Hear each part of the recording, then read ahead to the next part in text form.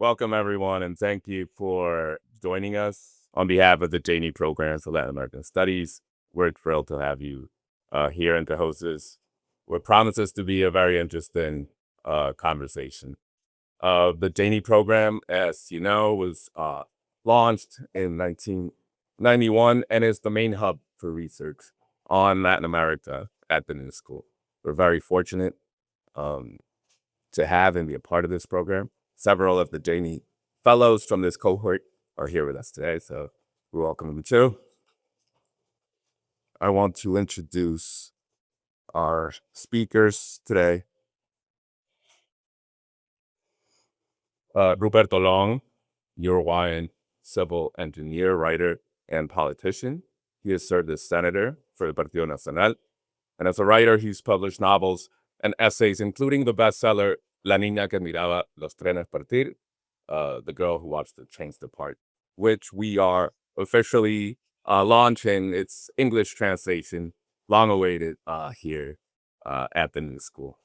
Jorge Grünberg, also Uruguayan, PhD in Educational Studies from Oxford, a Master's in Educational Studies as well from Oxford, and a Bachelor in Computer Engineering. He's rector of Universidad ORT Uruguay since 1996, previously Dean of the School of Engineering and Professor of Information Systems, Senior Fellow of the National Academy of Engineering of Uruguay since 2012, winner of several awards, and author of over 50 academic papers.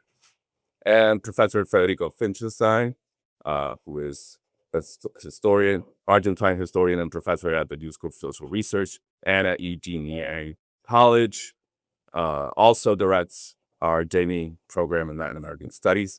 He's the author of 8 books on fascism, populism, and history in Latin America and Europe, translated into more than 10 languages. His most recent book is The Wannabe Fascist, Guide to Understanding the Greatest Threat to Democracy. So without further ado, the Janey program in Latin American Studies, along with the Uruguayan Ministry of Foreign Affairs, and we're very grateful to have the Uruguayan consul here with us today. With ORT World, ORT Geffen, welcome the New School community and all you friends to the presentation of The Girl Who Watched the Trains Depart. Inspired by real events during the Second World War, this powerful novel weaves together stories of survival, resistance, and moral courage across Nazi-occupied Europe. At the end of this discussion, the wonderful Christina over there will be in charge of selling the book.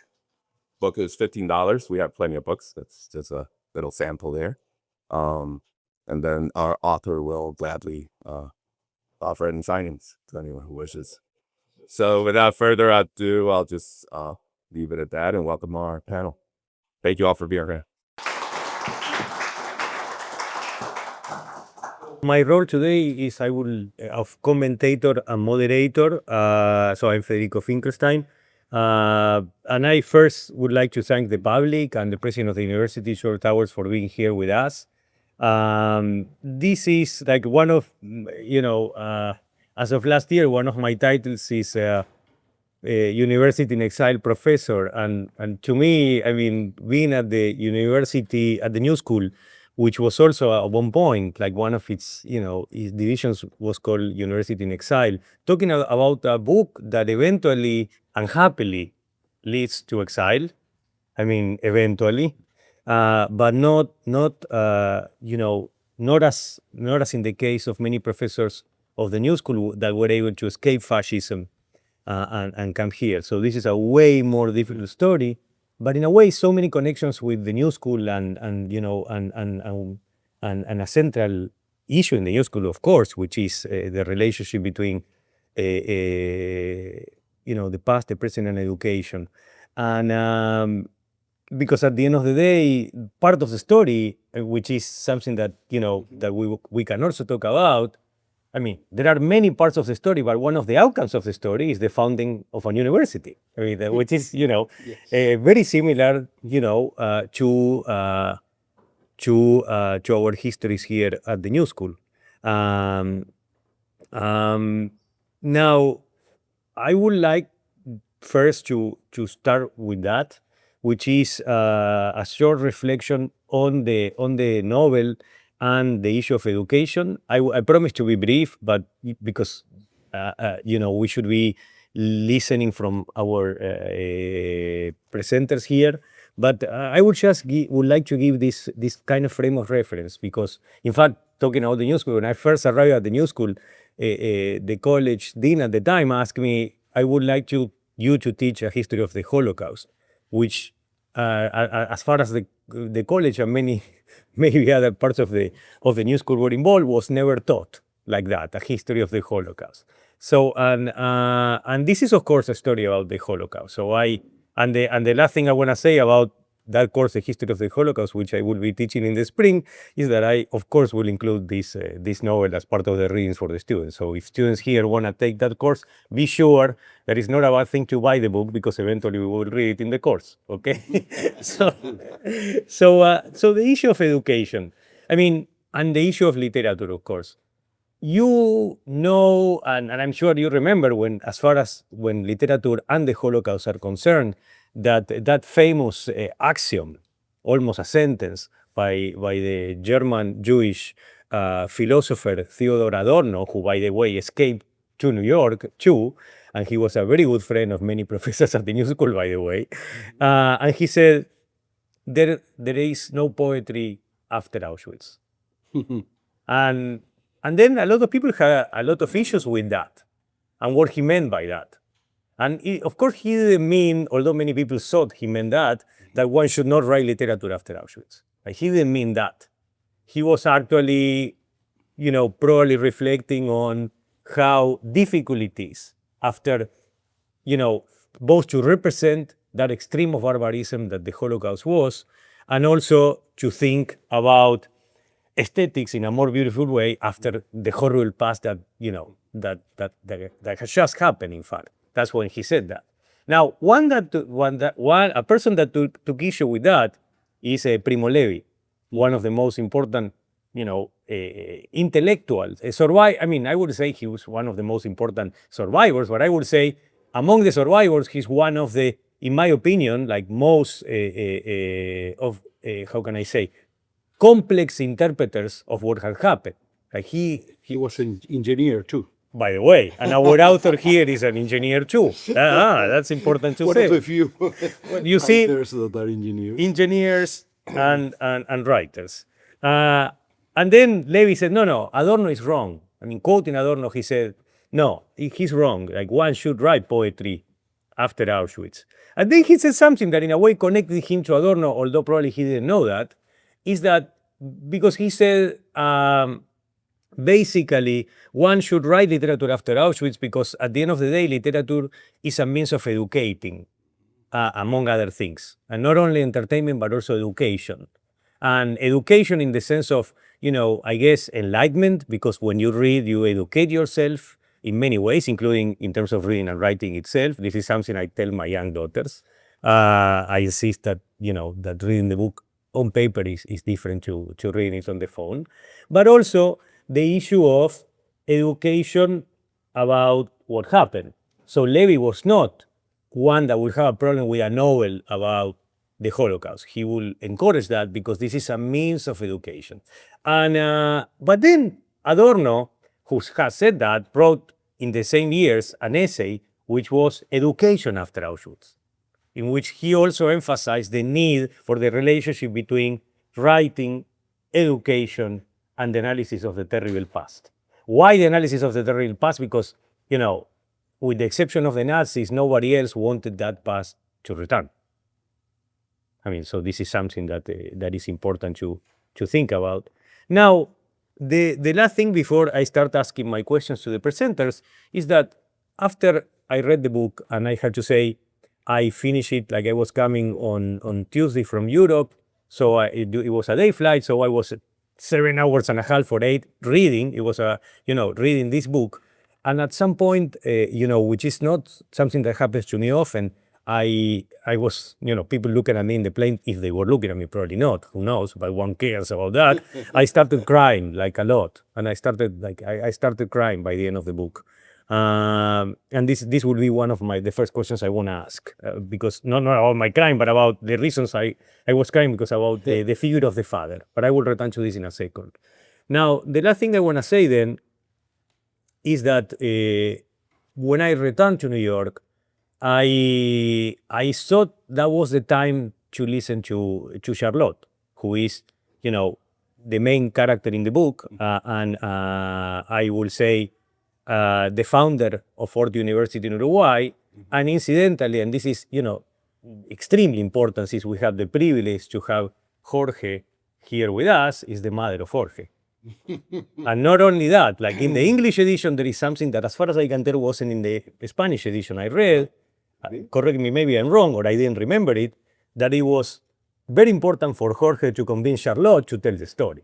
Yes. Because So it's as not- many others survive, it's not right? Like No, I no, thought, it is this is, this adds to the English edition. Only the Because the English one, yeah. as many survivors, Charlotte didn't speak about her story for decades. Maybe, 40 years, maybe? 60 years. So nobody knew about this. And I have goosebumps when I say this, because this incredible story about the past and a story that is extremely educational. Not only, it's a great novel. I was entertained as a novel should be, but also I was educated.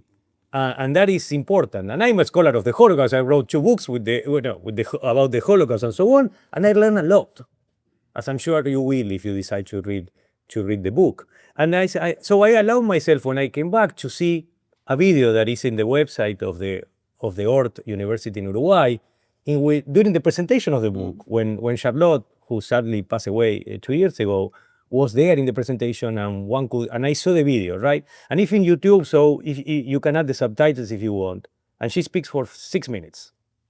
And I was like, I finally allowed myself to listen to her, because I first wanted to read the book. And the emphasis that she connects the book to education. Of course, she has an incredible role in education in Uruguay. But she connects her story to education.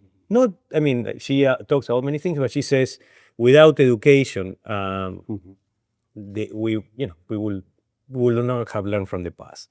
So, it's both educational. We are in an educational institution, of course, but also it's beautifully written, and it's, I read it like just I couldn't stop. I will stop in the plane, like, can I have a coffee or something, and then I will return.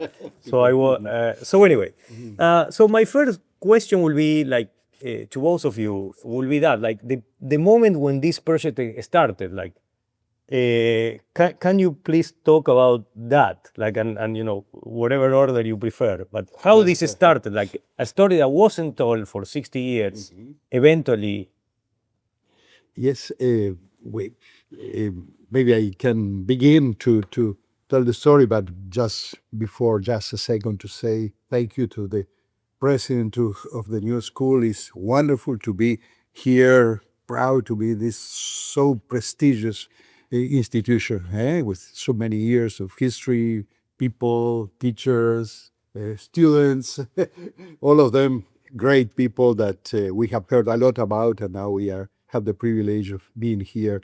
Thank you to the General Council, Consul of Uruguay, Beatriz Núñez, that is together with us. Thank you to Professor Finchelstein that made this possible, and to Jorge Grünberg, that we are in many ways colleagues of this story. And then, talking about what he mentioned, the backstage of the story, how it all began, because I have written several books before, but one dealing with some poets like Lautréamont, or with about Horacio Ferrer, the famous poet of the tango, with Piazzolla, and that Piazzolla was from here too, from New York, yeah.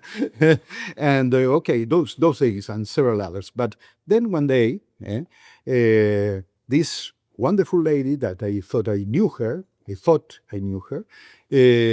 Charlotte, she was the head of ORT University, the biggest private university in our country. And we have done things together. We have built an incubator together, many things. Okay, so But one day she told me, okay, there is a visiting professor coming to ORT, and I would like to invite you to a cocktail to my apartment, to my house. Okay, yes, sure, Charlotte, I go. But I arrived, but I was the first one.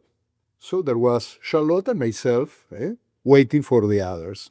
And we all in those moments talk about weather, how it's changing the weather and all those things. Instead of that, I don't know why. I will never know why. I say, Charlotte, what happened to you during the war? And she was shocked, surprised. Well, I was Belgium. I was from Liège, Liège. And when the Nazis invaded Belgium, things began to change. We were very happy, but things began to change. My father was concerned, but Leon, he was really a very clever person, and he said, okay, no, this is going to be something terrible. We have to leave. How? Then he got false papers. They became the Wills family, another man, and they left then to France, then to other places, Paris, the first one, Grenoble, Lyon. And okay, and what you did, okay, we were hidden the next, I was 8 years old, so I was hidden the next 4 years, all the time escaping from one place to another. And then I asked her, oh, Charlotte, that's surprising. I was shocked by the moment. And hidden where? And she said, okay, for example, in Lyon, I was stayed almost 1 year in a closet. And she showed me a closet like this one, like this, yes, like this. And not only myself, I was in this shelf, and in the other one was my brother Raymond, almost 1 year. So I say, oh, it's believable, Charlotte, this that you are telling me. It was another person. I was looking to a different person, and then the bell rang. The other visitors came for the meeting, and well, the spell vanished. And okay, I left the place saying, okay, I have to tell this story. This story has to be told. So some weeks later, I asked her for a meeting. I went to visit her, and I told, oh, Charlotte, what you told me, I would like you to, we can write a book about this. Oh, no. I have never told this story to my husband. Yeah, we have been married, I don't know how many years, in that 50 years or more, never to my son, to the rest of the family. I cannot now publish this in a book. So her answer was no. And I left sad. During several months, it was, I talked with him, I talked with his father, and I said, we cannot do anything. So she doesn't want to tell the story. And I talked with her a couple of times more. And finally, I was in a meeting, a very formal meeting, governmental meeting. And then I looked to my, oh, Charlotte, what's happening? Charlotte, I left everything. I took the phone call, and she said, okay, Rupert, I decided to tell the story. That was a wonderful moment. And then we began a trip of 2 years meeting every month, maybe once, maybe twice in the month, every month. And she used to tell me, okay, this is, we went to some place, to other, I was born. She told me about a coffee place that his father used to go in Liège, and then I went to that coffee place and to see, because he was received there as he was an important man. He was a very intelligent person, but one day they say, you cannot enter anymore here. And the person that said that, the owner of the cafe, he was shocked and he was crying, but he told that to his father. So I was able to see all those places, the places where she has been hidden. I took pictures, and the last thing I tell is that in all of these places she saves her life miraculously, and especially at the end, because probably you know that at the end the Nazis were even worse and worse with children. Unbelievable. They were losing the war by that time, and it's despite of that they put a lot of energy trying to find children, unbelievable, that were hidden. And she was hidden in an attic in a small place called Saint-Pierre-de-Chartres in the mountains of France near Grenoble. And well, I visited there, and I knew she was in an attic, so I began to take pictures of all the attics and then I arrived. Next meeting with Charlotte. You know, Charlotte, I went to Saint-Pierre-de-Chartres. Oh, really? You did? Yes. She doesn't say anything more. In the middle of the meeting, but did you bring the pictures? Yes, here are they in my computer. Ah, okay. Nothing more. And in the last minute I was leaving, then I see the pictures. And we began to look to all the attics. Maybe that's the one that we were there. So it was a fascinating, emotive, where I learned a lot about the details. You know, that's important for a story, and important for the people to be in the shoes of the people. You told me that one of the buildings here is from the Bauhaus. Yeah, you know, Mies van der Rohe, the famous architect of the Bauhaus. He was persecuted by the Nazis too. He was not from Jewish origin, but he was persecuted. He has to leave Germany. He came here to the States, and he used to say, okay, there is a sentence that we all know, that in the details, the devil is hidden. Because you pay attention to the bigger story, but you don't pay attention to the details, and then the whole story. But he said, okay, in the details, the devil is hidden, but in the details, you can also find God. And it's absolutely true. So for me, all those details told by Charlotte in first person were wonderful to know how those things were happening. Okay? Sorry, No, but it was too long, baby. No, not at all. Jorge, would you like to? Thank you. Yes. First of all, we are very thankful to the diplomatic service of Uruguay, that has been helping us, especially to Consul General here with us. And we actually feel very much supported by our diplomatic services. It's one of the examples of why my mother felt so Uruguayan, because he was a Uruguayan by choice. He didn't feel so grateful to Belgians, because she felt that when the heat was on, they didn't support their Jewish community as in Spain, for example. We are also honored by the presence of the president of the university that we actually have known for some years already. I'm very impressed. It is my first time in the new school, and obviously we are very grateful to Federico.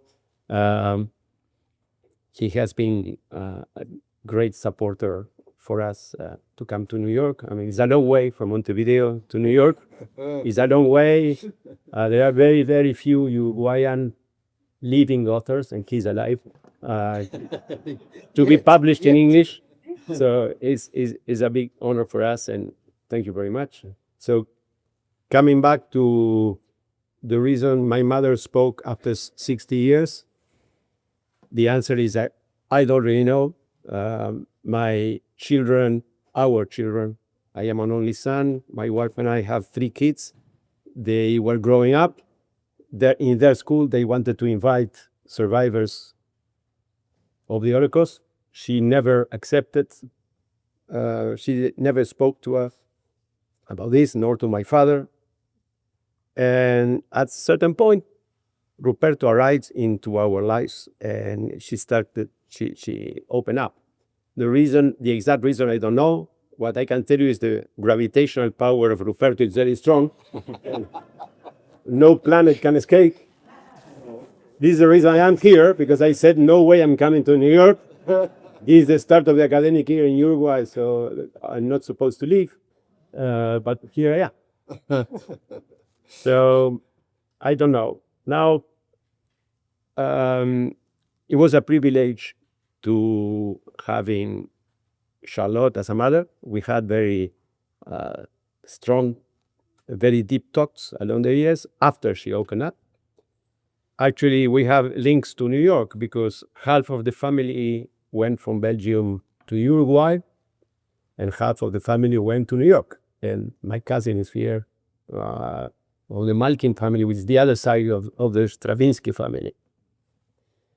So I had the privilege of having these long talks with my mother after she opened up, and you had to be prepared. It was a little seminar, having chats with my mother. You had to be prepared. She had little time for Adorno. She wasn't enthusiastic about Adorno. She said Adorno didn't really experience what happened. Viktor Frankl is a different story. Livy is a different story. But Adorno, she had little time. She said the best response to Adorno is Jean Emery. Jean Emery was a German poet. Probably his poem, Black Milk, is probably the strongest poem about the Holocaust I have ever read. But he couldn't make it. He committed suicide in 1978. And my mother was very impressed by that. And she connected to this because she always said, you cannot live looking forward and backward at the same time. You have to choose. And if you look backwards, you have to be very strong. I mean, not everybody can be Elie Wiesel, for example. John Emery couldn't make it. Primo Levi couldn't make it. So we talk yesterday. Please go ahead. yeah. So, no, I mean, the darkness submerged them in a way. They couldn't really go on. So my mother chose at that time. At 18 years old, she went to Uruguay on a holiday trip. She met my father. My father only spoke Spanish. My mother only spoke French. That's the reason they got married. And it was, as we say, coup de foudre, love at first sight, love at first sight. So she went to my grandfather and said, I want to stay in Uruguay. So the family was, come on, we are coming to this little country at the end of the world. Why should you come here and stay? And after some family discussions, my grandfather said, well, if the Gestapo couldn't separate us, love will not separate us. So they all moved to Uruguay. This is the reason I'm here. This is the reason I exist. They all came to Uruguay. Some people ask me whether the book and the opening up was good, was a net positive or a net negative for my mind. I would say the jury is out on that one.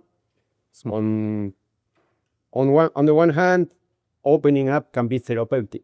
You start talking, all the darkness comes out of you, and you can relate to other people. You can discuss what happened. On the other hand, revisiting all these harrowing memories can be very bad. This was all over her life, her and the rest of the family. There was this survivor's guilt. Why? Why did I survive? Why did our family survive?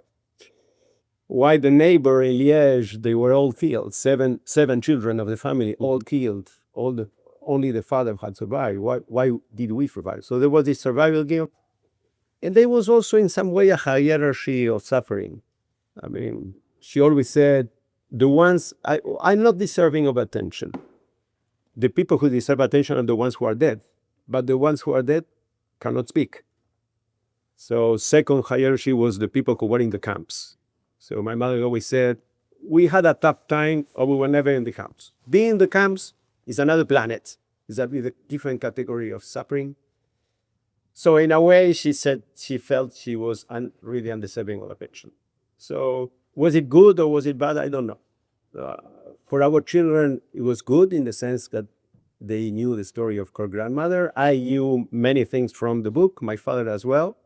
On the other hand, we were a little bit offended that somebody from out of the family would come and make her a nap. So we didn't know what to do. So we decided to designate Ruperto as my brother. So we resolved the dilemma, and now we are part of the plan. Now we are, everything is okay again. Well, no, when you were talking about Jean Marie, he has a famous, and we talked, yesterday, I think we talked about this because we were wondering whether Primo Levi committed suicide or not. Like it's an open question. Yeah. And in fact, in one of his books, he debated with Jean Marie and he criticized Jean Marie for having committed suicide. Like Levi says, I understand, but this is not something that anyway. So my point is like that's why I said like I don't think he committed suicide. Maybe he fell off the stairs. I mean, this is the discussion because it's very important because in his books he talks about wildlife. Anyway, that's another discussion. But it's clear that at least in that one, like Charlotte will be more with Primo Levi. Now, the question is like there are so many things here, and and it's extremely. I will not like. I agree. One should not. I mean, certainly not historians like such as myself. Like there is a big no to a hierarchy of suffering, but the experiences are pretty traumatic. I mean, after I don't know, more than a year of living in closets, hiding in garbage carts. When the Nazis when the Gestapo will come, like the best place of not to be found was running into the street and entering a garbage container. And there, for example, Charlotte will say something that was, so, a deep interpretation of what's going on. One, I was recalled, for example, of Mouse by Ernst Spiegelman, because she said, as a girl, this is a girl, that basically she's 9 or 8 or 9 at the time. And she says, I could hide, I could feel the rats next to me. They were not biting me. Maybe they understood that we were in the same situation. And that is exactly our Spiegelman's interpretation of the figure of the victim, a victim that in that case is in concentration camps and extermination centers. Then after a year or more, like of different hideouts, eventually, by the end almost, she found another Jewish family, another girl from another Jewish family hiding in the same place. Yeah. And she said, finally I could talk with someone. I have this friend who is a girl. And at one point they escaped by a second. By a second I mean that at one point the Nazis again in another place entered to search the house, as they will always do. And they found Aline's family, and including Aline. And they grab them, they deport them, all of them will die in Auschwitz. And at one point they are tired and they don't go to the upper floor where Charlotte and her family are. So we are talking about, situations which are like really at the limit. And it's like, and Levi said that. Levi said it's not that those that we survived were smarter or like we just, at the end of the day, it was like a 50-50 all the time and we just survived.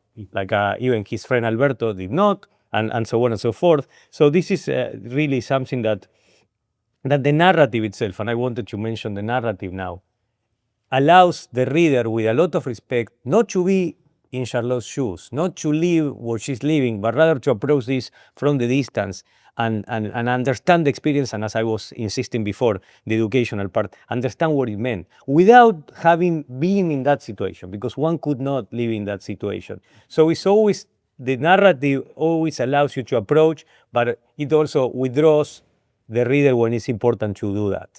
This is only, when we learn about this is through Charlotte's, not like it's not a kind of, situation where we are there, which is, in my opinion, a big mistake. Like we are not there. They were, we are approaching, we are trying to understand from the distance. We cannot represent it fully. So there's a limit to representation. And here, like, the narrative, I was thinking of, and again, it was cool as a reader when I was thinking this, and then I read the preface in English, which I haven't read before, and I said, that's what I was thinking, that was good. So I'm understanding what the author is saying. That's, sorry, I don't want to sound that, I was happy, rewarded as a reader, because I thought, this sounds like Roberto Bolaños, the famous Chilean writer, narrative on Latin American fascists. And I'm an historian of Latin American fascists, and I can assure you that when I read Bolaño, I couldn't believe what he was doing with the imaginary fascists he was imagining. So he created a book out of imaginary fascists, and all of them sounded like the real people I was studying. So that good of an author he is, like that good of a narrator he is. And when I was reading this, I was reminded of Bolaño's story, and then Ruperto says in the introduction in English that Bolaño is one of the inspirations for this. So anyway, I was thinking of Javier Cercas, that Spanish writer who also writes this kind of narrative fiction, which is supported by facts and rooted in facts. So this is what I would like to now ask you about, because of course, some very square historians, and I'm not one of them, will say, no, literature is one thing, and then, the interpretation of the past is another thing. And this is like kind of, maybe 20th century stuff, not really 21st century historiography, because, in my classes, for example, we read literature. And sometimes literature allows the reader, the historian, or the students to get into the past in ways that an historian cannot. Yeah. So, and we are not mutually exclusive, like we learn from it. So for me, this was a natural, kind of context for the presentation of this book.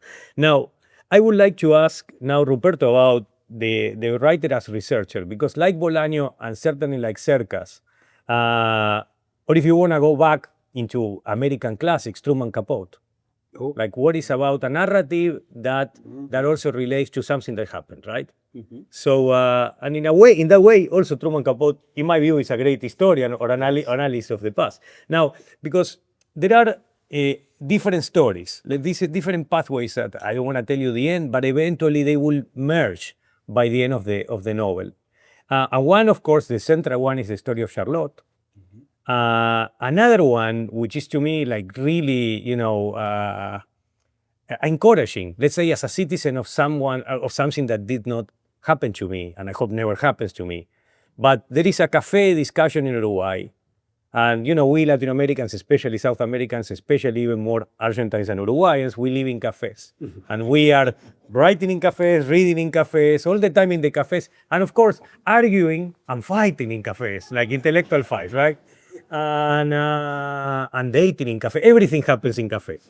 So, but what happened in a cafe in Uruguay, which is fantastic, and it will be eventually the end of the story, by the way, a really moving moment, is that there is a young guy, the students in the room, your age, a guy your age, undergraduate age guy, who is like, he was not, unlike you, a great student.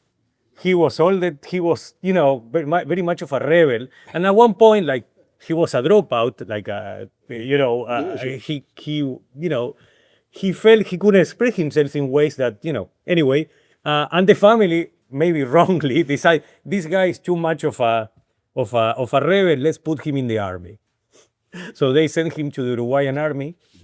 He never gets promoted, as Ruperto told me, because he doesn't agree with authority. He's like, and then he's in a cafe, and he doesn't like fascists defending fascism.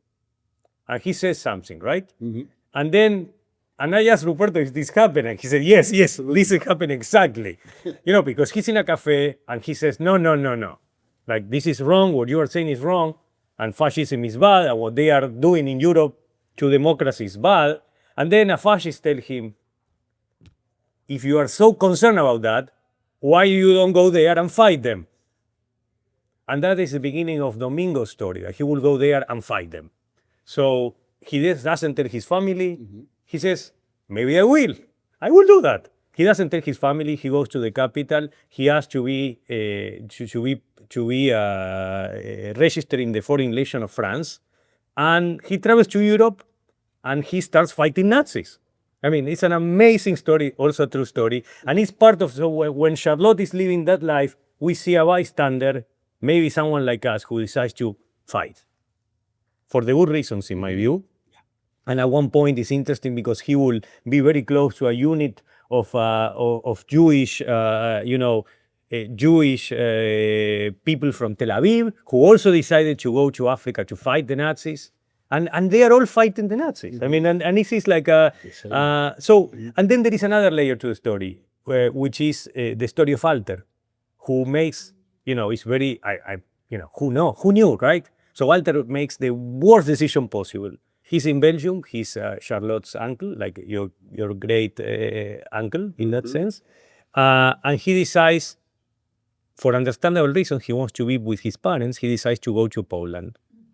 And then he's in a ghetto and he will die. And this is a story, it's another story in the book, which is a story of Walter, who will be eventually killed by the Nazis in a ghetto. Now, what I wanted to ask you is, can you tell us, we learn a little bit about how you research Charlotte's son. But if you could tell us a little bit more about that, because, after talking with Charlotte, we heard a little bit of that, you will go to Europe and see and be in the places that Charlotte lived. Then you went to Yad Vashem, the Holocaust Archive Museum in Jerusalem, to learn about Walter's story, which Charlotte, by the way, didn't know, right? I mean, your family didn't know that part. And then Domingo's story as well. And then there's another story that if you want to talk about it too, maybe, please do.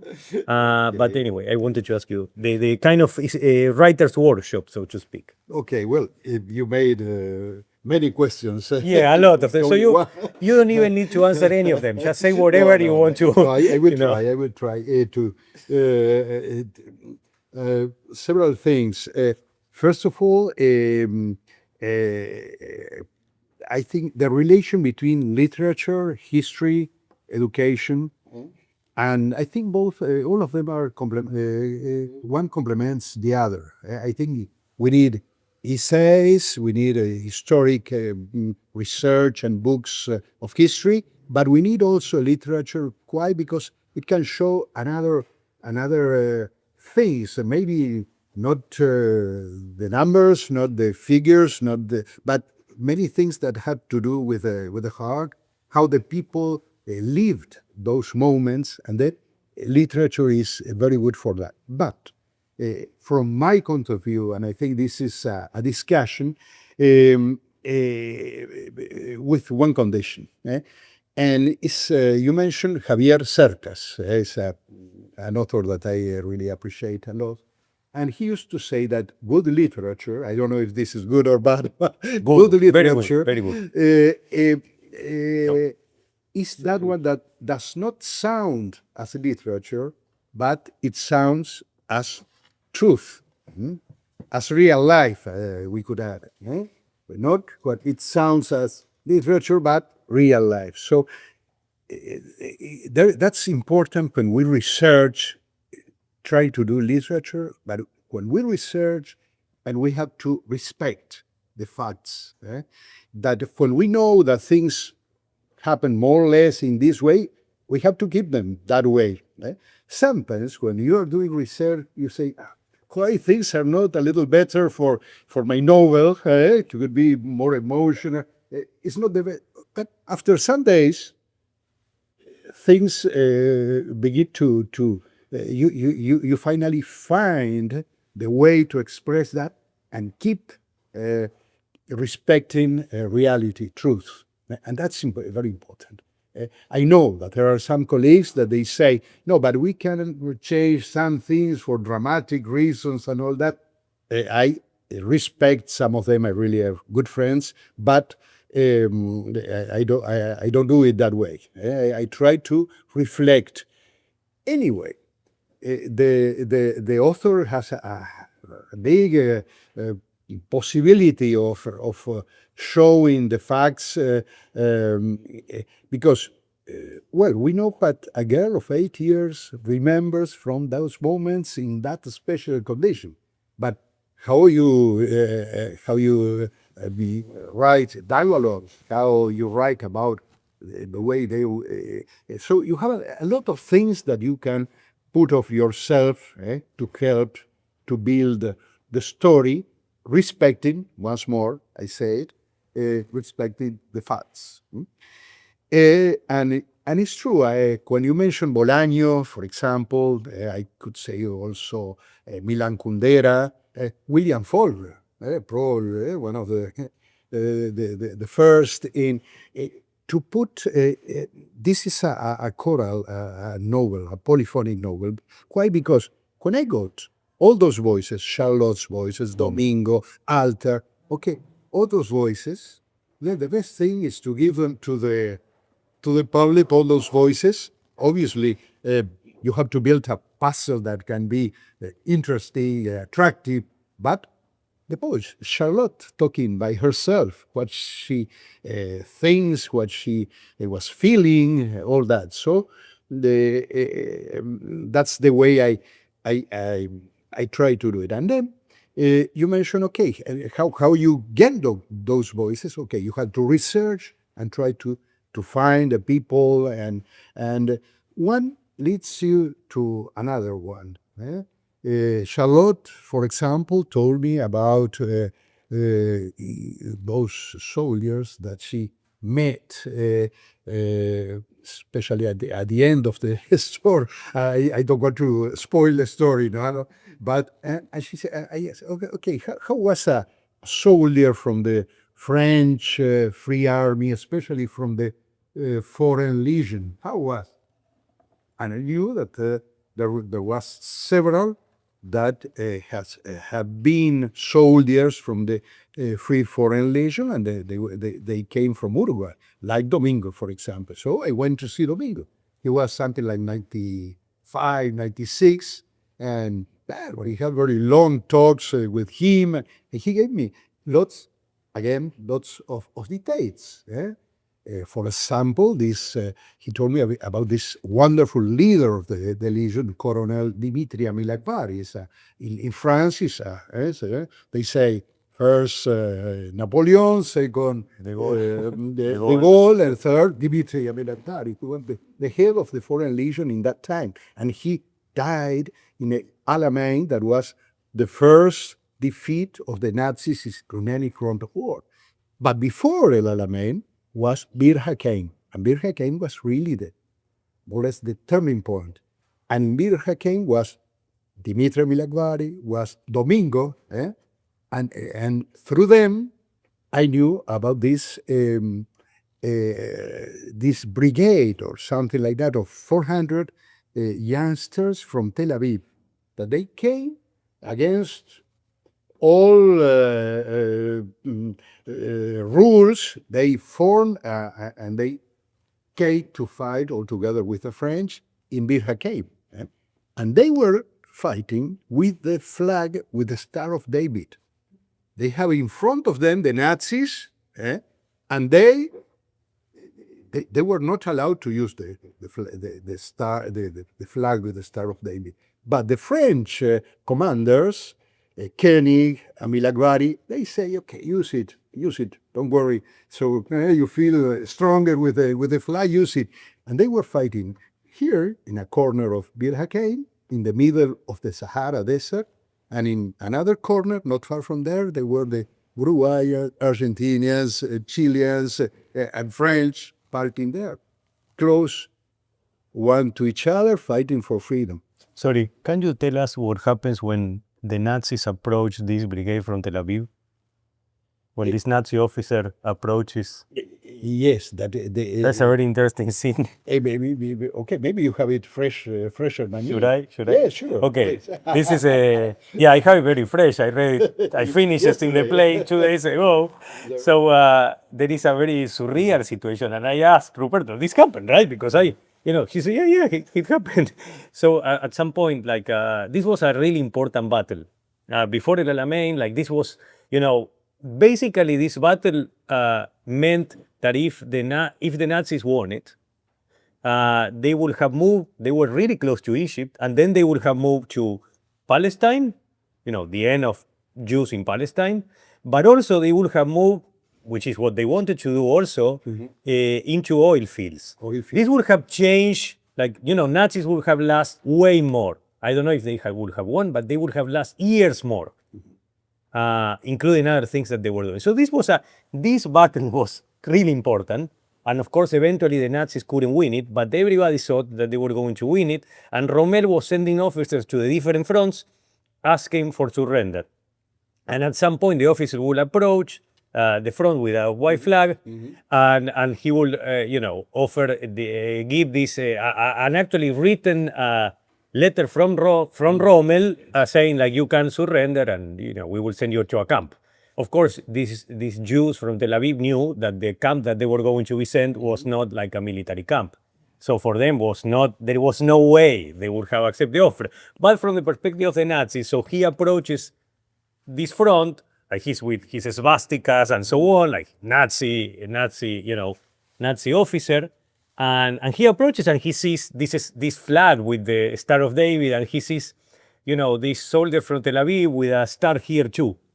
So for him, as Ruperto says and I think is the apt metaphor, that would have meant like a living nightmare. Like now the Jews are fighting, like and I'm offering, so we cannot defeat them. And so anyway, very interesting moment in the book. I should say, as you say, that of the 400 people from Tel Aviv, only 100 survived that battle. So and then. And that's why we are also, I talked with a friend of mine who is a film director, and, and it's so cinematic. It's really like, and this appears in the novel. This is the novel. I mean, of course, Charlotte's situation is a situation without words. She said, actually, and this is incredibly deep. She said, I live in a ghetto without walls. But she lived in a ghetto. I mean, she was very humble, and she would not compare herself to the situation of the ghetto, but the closet or whatever situation she was, like it was a ghetto without walls. And so anyway, that was the situation that I wanted to ask you about. Now, if I can ask a different question, and for me, like this is my own like interpretation as a reader. A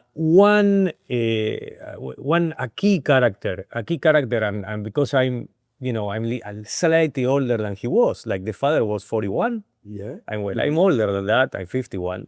But I have kids, and I was really like, I was shocked by especially like the parents, but the situation of the father who is very much like it's incredible how he plans this.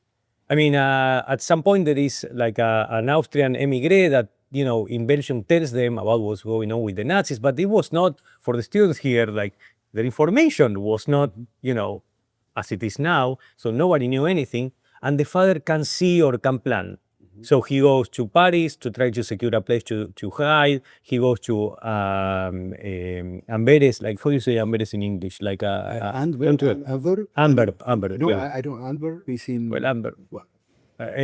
So he goes to Amber. He sells his factory, and he buys little diamonds, which are easy to hide. And this is very important. Like, and I mean that everybody, like the 4 members of the family, they have like a code with the means of survival, like, hidden here, no? And every now and then is trying to escape or buy food, they will sell like these things. And now, what is incredible, and it's hard to, if you are a parent reading this, it's hard to see, and eventually that's life, that will happen. But the difference is that it might happen to a person like me when I'm a little bit older, and the crazy or terrible traumatic part is that this happened to these kids when they were 10. But eventually the kids start to take the role of the father. And the father starts like I'm getting emotional here, but like as a superhero, and eventually he cannot cope, or there are a lot of problems, and the kids who are demanded to be like the responsible people, which is, and this is like it happens. It eventually is like, and I was asking Ruperto in private about this too. Like it happens, and it's really tough to read that these kids are demanded to occupy like the situation in which they have to not only decide, but also save many times the life of their parents. Which they do. And my question is, to Ruperto about this, and also, can you tell us a little bit more about your grandfather? Because for me, it's like it's a key character. And anyway, that your grandparents actually. But so yeah. Just to give an idea, yes, it's unbelievable how this girl of 8 years begins to change through that time into maturity, and his brother too, Raymond, that was older than her, but at the same time, their father, that was always trying to be the pushy person, trying to keep, begins to get eroded by the things that were happening. And there is a key moment that in some moment, they when they try to go, for example, the streets, so that were more or less the only place that they can cross a border and be safe. Could be Spain in some cases, but for them in that area where they were, the only possibility was crossing the border to Switzerland. And it was very common to have the passeurs were the people that were help them to cross the borders, and they asked for a lot of money. They didn't do that for philanthropic reasons. It was a lot of money. So in some moment, the father said, okay, yes, this only possibility, let's go to Switzerland. They put almost all they had, they gave it, and altogether with other 14 Malays, they were over a track, and in the track were into not in the big the wood highways, but the mountain roads and all that. And at the end, that was everything prepared just to get their money and leave them, not after the border, but before the border. Close to the Nazis. Instead of leaving them close to the border, they tell them, walk to that village, which is already in the border with Switzerland. We already talked with the guards and everything will be fine. And eventually they decide, and this is a key moment, sorry, I don't want to take that from you. I will leave it to you to say, but just the context. Eventually they will learn that that village was not next to Switzerland, but rather was in the Nazi zone. So they were not only took the money from them, but they were sending them to the Gestapo, to these Jewish families, right? Anyway. Yes, and in that moment, when that happened, all the fathers, let's say, or the people, older people, like this man Leon, that was a strong person, with very, as I mentioned before, he was. I will not describe the moment, but he was in some way he was break. We did it. What we did. It was completely a failure. We lost almost everything. We are in the middle of nowhere. We don't know how to go. The passeurs left with the track, and the coyotes of the time. Yes, like coyotes. Yes, when they come. Okay, that was a terrible situation. And one person said, not himself, not Leon, he said, "Oh, maybe someone can go to that town there and at least try to find a place where we can stay." And someone said, "Okay, but we cannot go. They will realize what we are. We are refugees or people hiding. Maybe if the children go, that could be better." But the only two children in that condition were Charlotte and her brother Raymond. The other some of them were very small, and so Leon didn't know what to say, but he said, "Okay, maybe it's the only possibility." Then that they too went down to that city that was in what it was called the Red Zone, that it was the hardest zone because it was patrolled by the Nazis themselves, and finally they found a shelter for the whole group of the 60. They too. You want to know where is the shelter was? Yes. No, you have to read the book. Oh, I see. You don't want to. Okay, okay. Well, if the author, then I was going to say it, I would shut up. But it's interesting to know it. You can talk about your grandparents. That's a bit of a cliffhanger. Really.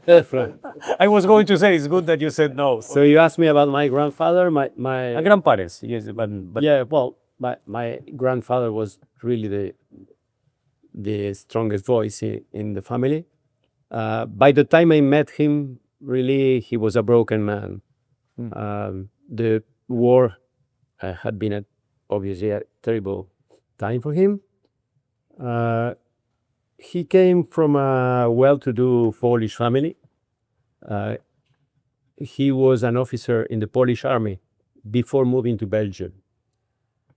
So he didn't really feel at the time that he was personally risked. He looked Aryan, he had his Polish army credentials, everything. But he was, at the end of the day, like everybody else in the Jewish community. Then after the war, he moved to Uruguay, changing from this European culture to Latin American culture is not easy, you know. Timeliness is optional. It's meetings are either in the morning or afternoon. I mean, contracts are guidance frameworks. Really. So no, really. I mean, people knock at your door all the now time. it's different. But Uruguay, Argentina in the 50s, you had to really adapt, submerge in a different culture. You had to learn new ways. I mean, give me your savings, I take care of it, and this sort of thing. So by the time I met him, really, when I was 9, 10, I could have conversations with him in French, everything in French. He was a broken man. He was so very reserved. So we didn't really have a chance to talk about. Now, coming back to my mother, although she always said you have to look forward or backwards, there was a big connection between her commitment to education and her previous experience. Because although fear was the everlasting sentiment or feeling that were with them all the time during the war and after the war. I mean, my mother couldn't listen to the sound of boots because the sound of boots reminded her of not only the Nazi security personnel, but especially the French collaborators. They were more afraid of the French collaborators and more angry at the French collaborators than about the Nazis. I mean, the Nazis had other fish to fry. They had a war to fight. But the French collaborators, they were volunteers. They did it for the money. They were taking your possessions. They were raping the women. They were extorting the families. So the French collaborators, if you want to know more about this, you can watch a film called La Convolution. La Convolution. Yeah, it's a great film about this, or the other Mr. Klein, right? Films like this. So fear was the strongest sentiment. However, after the war, she kept telling me that besides fear, the sentiment was humiliations and defenselessness, helplessness, to be defenseless, that you couldn't defend yourself, that you had to be always to be under the aegis of somebody else. You had to rely on people to protect you. And there was a gray moral area because people were renting them hiding places, but they were charging rent. So are those heroes? I mean, they were risking their lives, really. Mm-hmm. But they were charging exorbitant amount of money. For terrible places. Okay, but they were risking their of lives. Of course. No, because one issue in the novel is like they are going to go to this place and it's not habitational. Like, I mean, anyway, so. Well, she had a tuberculosis and she had problems all her life because the tuberculosis could not be treated. At the time, there were no antibiotics, no nothing, no possibility of medical care. And that was in part because of the humidity of the places. So she always said humiliation and helplessness was the prevailing sentiment and the way it shaped her personality and her life. So in her second life in Uruguay, or third life in Uruguay, she dedicated herself, she committed to education. And eventually she started being the head of ORT Uruguay, which is a Jewish technical school, which was very small in the 70s. And then her great work transformed that into Universidad ORT Uruguay, which is now. And it wasn't an easy task because creating a university in Uruguay is very difficult. It was at the time, especially. And a private university was unheard of. In Uruguay, at the time, it was actually, there was a law against it. And a Jewish private university, it was even more complex. Most people said to her, it can be done. It can be done. It can be done. Forget it about it. And she said, well, she had this iron will. So she pushed forward. And she felt that giving people education was giving them a weapon not to be defenseless. A tool, let's say. A weapon in the metaphorical sense, but a tool not to be defenseless. Because if you are somebody who, because of your economic situation or your health situation or your educational level, you are subject to other people's whims and desires, and you are depending on charity or you are depending on state handouts, you are never free. You are really never free, and you have no dignity. So she committed herself to this. Now we are having this new wave of artificial intelligence putting people in fear again about their jobs, and this is happening again. But she felt that she was committed all her life to give these people tools to be able, at the end of the day, to be independent, autonomous, and have their own dignity. That was her main north, as we say. I know. So maybe I would like to say just two more things very briefly, and then we should open the floor for questions from the audience. If people haven't read the book and maybe not asked this question, and I'm Argentine and I'm Jewish, so can you please talk about Adolfo Kaminsky? Sure. Because it's like, 18-year-old Argentine Jewish guy, also is in Europe, and he becomes an important person in the French resistance. So inspiring, really. So can you talk a little bit about that? But before I open the question, and the last thing I want to say, is something that Charlotte said, like from my part, and then I switch to moderator and please ask questions, is that education is a continuous battle. And in her case, it's such a inspiring because she went from this extremely traumatic experience to the founding of a university. It's incredible, but it's a continuous struggle. And she said, talking about the book, and I quote something that I think is in the Google that you can see. She asked the question, "Did we learn?" And the question, it cannot have, as she asked it, or as I interpret, that it cannot have a simple answer. It's like, are we learning? And that is a continuous thing. It cannot think that we learn the lessons from the Holocaust. This happens every day, and universities are the place for that. And for me, it's so inspiring because this is what she understood. And it's not everybody can do that, but she did it. So anyway, now we can open the floor to questions from the audience, if you want. And the Adolfo, please. Okay, yeah, sure. Yes, because it's in our... Just this, that they told me that they had got the papers, the false papers, probably in Paris. So I began to research. The fake documents, no?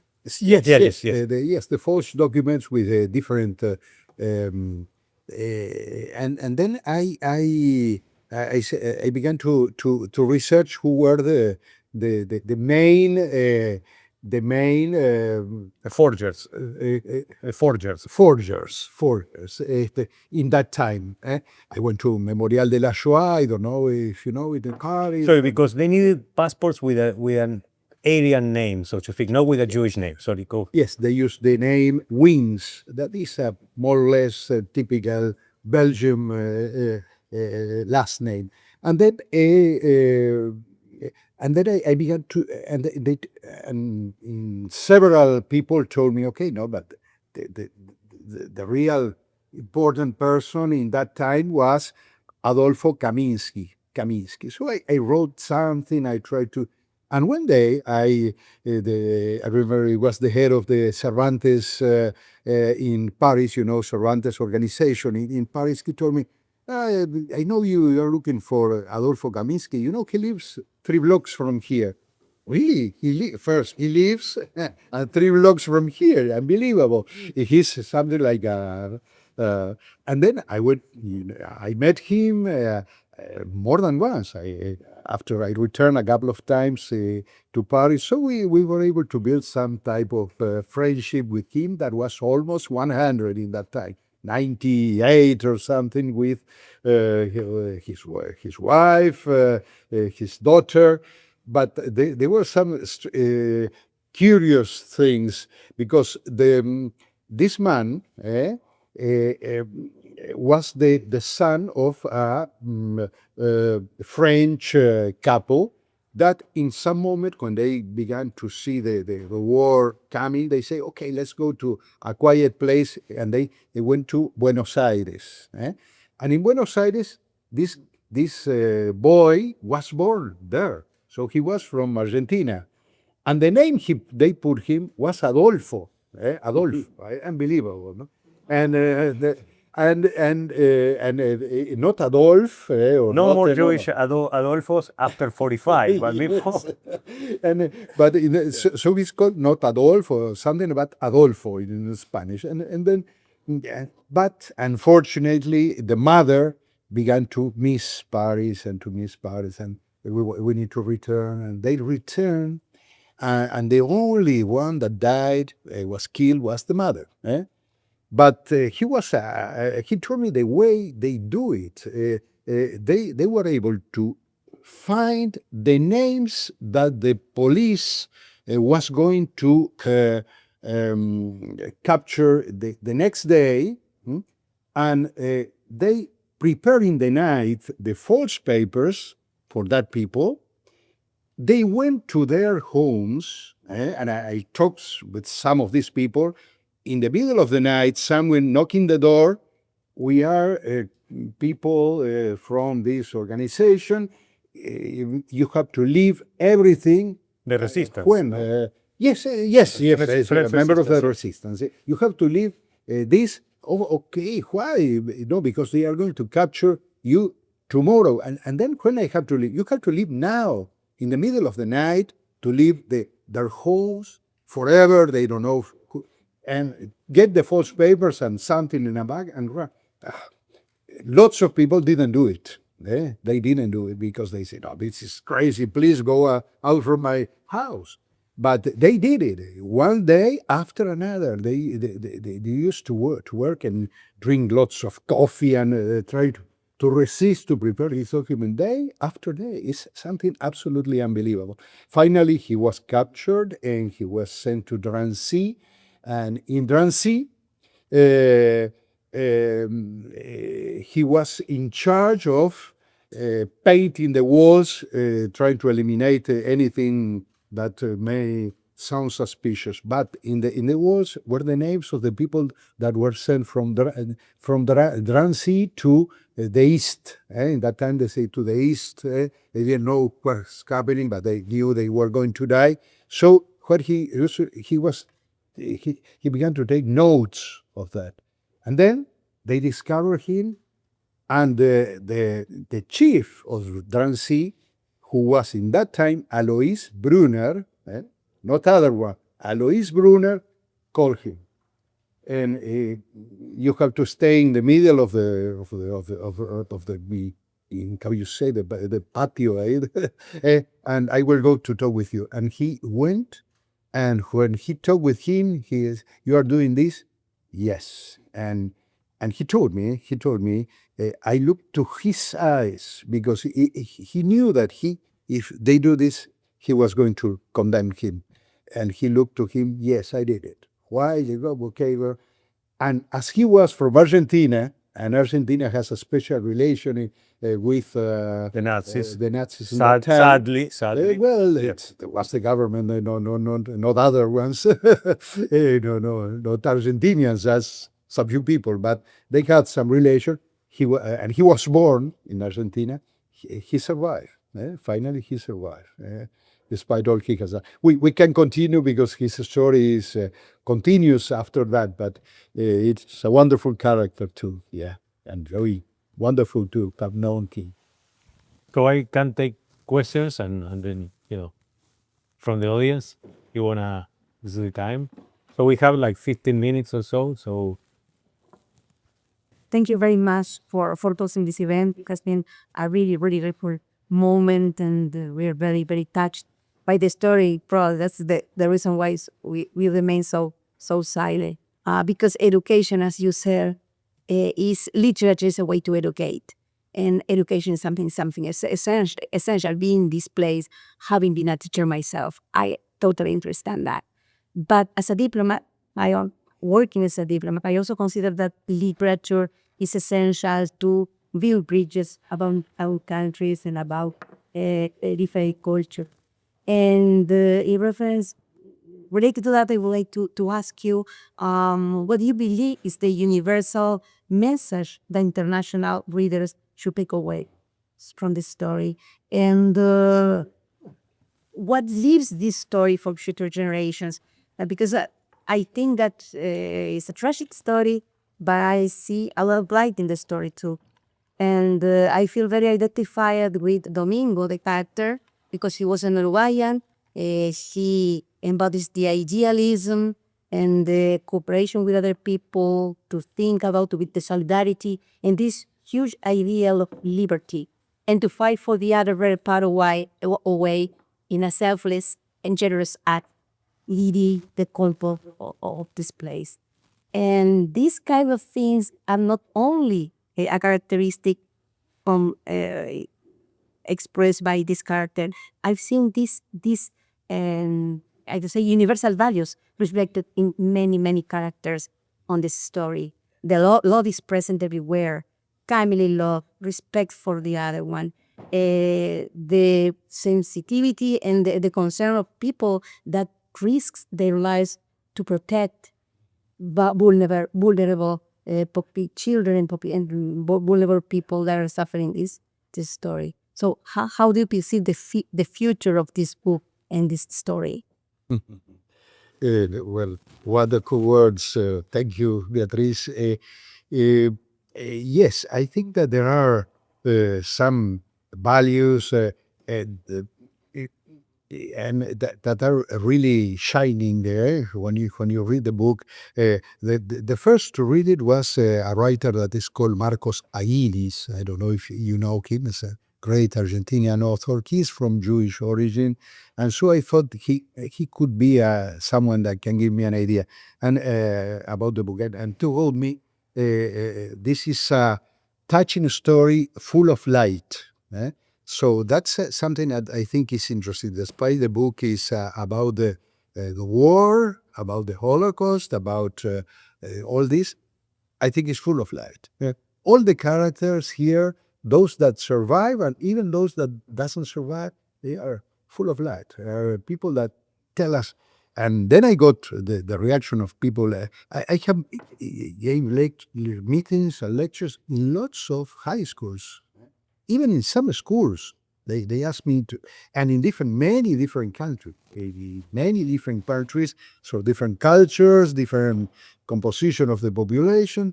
And for young people, they say, okay, this is a story that shows me many values and many things, how to do in life.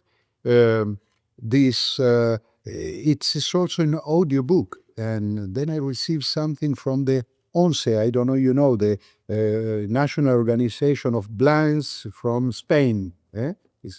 very important organization, and they have heard it by audiobook. And we have a lot of emotion with this book because it gives us strength to go ahead and all that. So I think, yes, that's true. I think it's not a dark book. And the people, it's unbelievable that people in those so difficult moments, they were able to take out from themselves wonderful things. The children and the older ones, the other ones. And there are people that that really gives us a lot of lessons. So I think, yes, that's is the feeling that I think is you get it from the book. As we talked before, my mother was very concerned in recent years because the trends she was seeing in the world were in a way reminiscent of decades before. So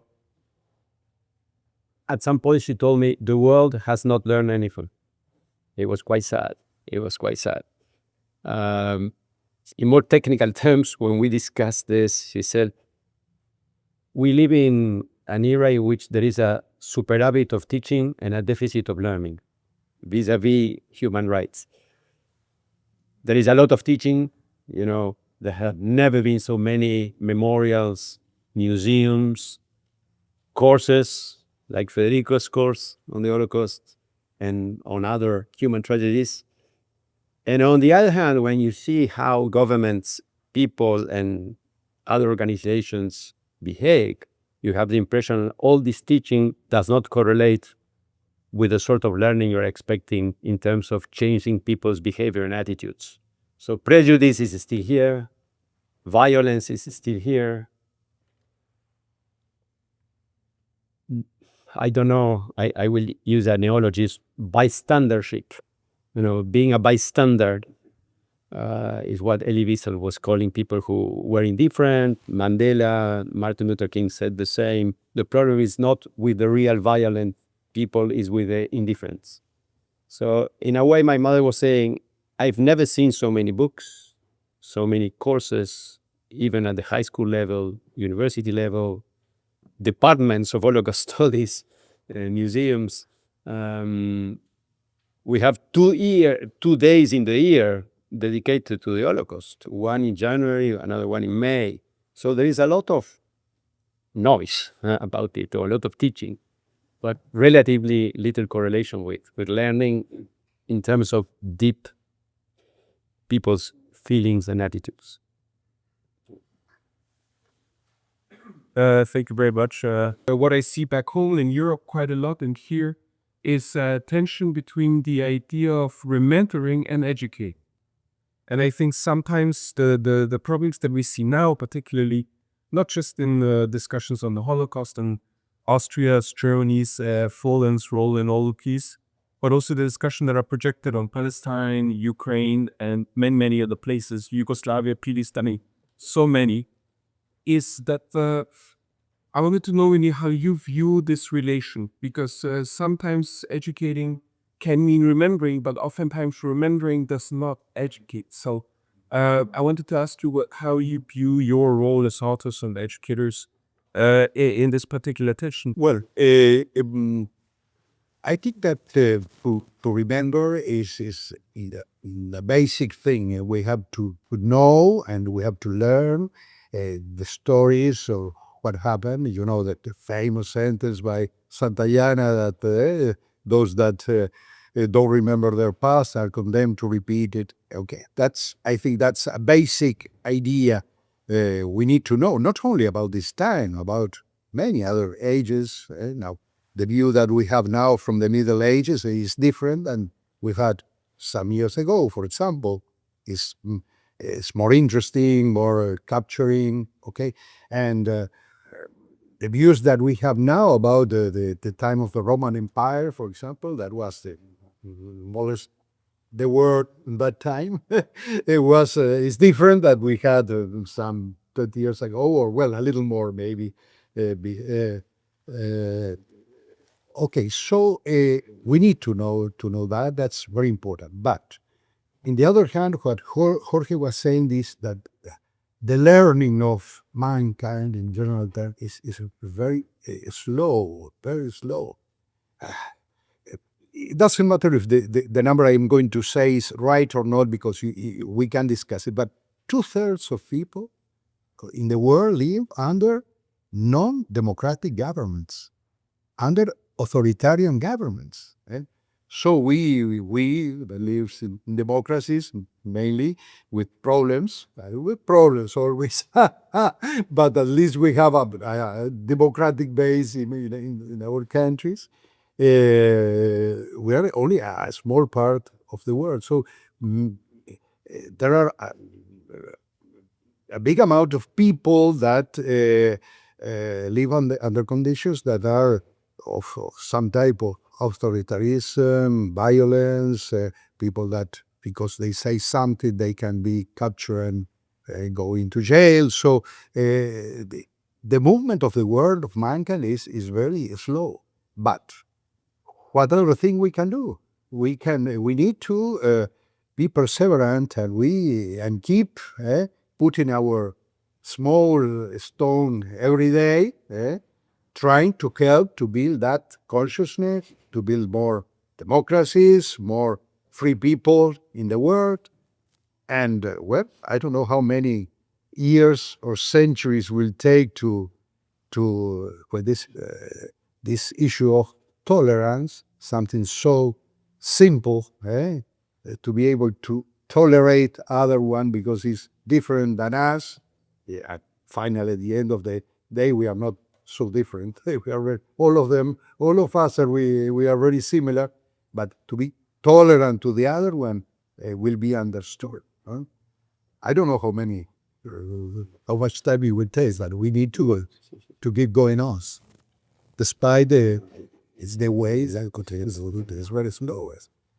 So I think we have to remember, we have to educate, but we have to be realistic to understand that the way is very, very, very slow, and because the changes in the world are very, very, very, very.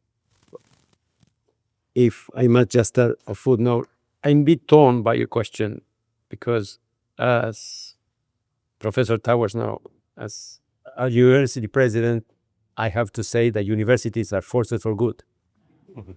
And we deserve your support in many ways. On the other hand, being a scholar makes me think in different ways sometimes. I think educational institutions, universities, and the schools sometimes can be more forces for harm than good. If you try to do good, your impact is limited. If you try to do harm, your impact is much higher, much stronger. When you research deep, as I have, into German schools during the period well before the Holocaust, 1933 onwards, the sort of teaching they were doing was very effective. Basically, a large part of the German population was convinced. They had a good basis for this after many centuries, but people were in many ways convinced that Jews could be a risk to society. They could be less ethical than others, less German than others, although they have been to the German army. You could try to prove your Germanness in many ways, but you never succeeded, really. So, and also, when you look at the record of German institutions, universities are shameful. So in a way, as a university president, I'm saying, please trust us, and universities have a role to play in bettering the world, as we say. But on the other hand, I think you can overstate the power of universities or schools to do good. So when you really want to rely on the educational system to improve society's health, in a way, it can be tricky. I don't know the answer, but well, this goes into, if you think history is linear and that whatever has been, my mother used to say in French, rien n'est jamais acquis, meaning nothing should be taken for granted. So let's say Jews have full civil rights, don't think it's eternal. African Americans or have full civil rights, don't think it's eternal, and so on. What she wanted to say, you have to be vigilant and try to establish links with the right people and trying to improve in general. But if you want to rely only in educational institutions, you'll be for short. So we have time. Yes. Oh, I had a very different sort of question, but thank you very much. And thank you. And I can't express my gratitude from all of us. So thanks very much for the book, which I cannot wait to read. I just had a very specific question about author, because this was a very different kind of situation and very painful one, but painful situations from the book. But I understand he was in Łódź, or was it Białystok, or where did he go to? Konskie. Oh, okay. Yeah. So I was just curious about your research process for that point of the book, for his story. One book. How? That was a difficult part, because this young person that was a little, he was older than Charlotte, but he was living in the same city, studying. University student, by the way. University student. of engineering, and it was more like a not only a beloved uncle, but something like an older brother. And one day he disappeared from Liège, because he was going to see his parents. That was even before the beginning of the war.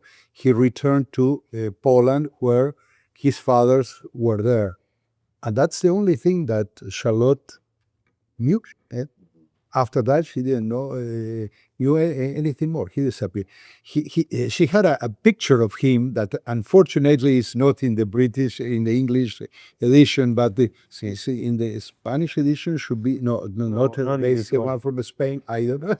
But and he was a tall, very handsome person, and Charlotte used to tell me that he was the idol of all the many girls in that time, because it was a study. That's all we had. So we began to try to find information, and then one day I received a mail from Yad Vashem giving me some pieces of information about him. And then I went to Yad Vashem personally, and we got a little more, but we only got some small pieces of information. And we knew that when he returned to, after he came to Konskie, and many things began to happen, the war, you remember the Ribbentrop-Molotov agreement, so Poland was divided in 1 month or less. They were part under Nazi regime, part under Soviet Union. And the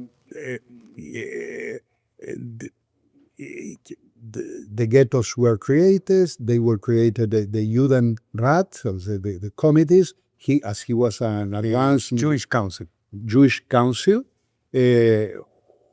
As he was an advanced engineering student from an important university, he was a member of it.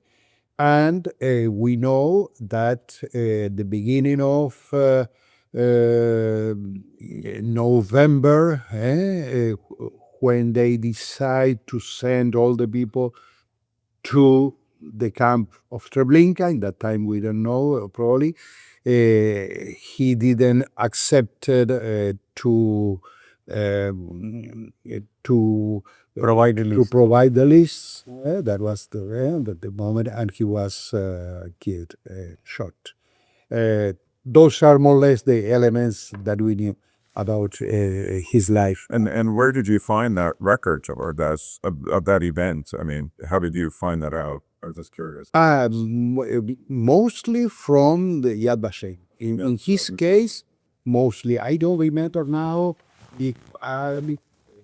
Anyway, I read a lot about the whole situation, that you can find it in several places, but specifically with the mention of his name in some records that were in Yad Vashem. Yes, yes. Well, okay. Thank you so much to everybody here, and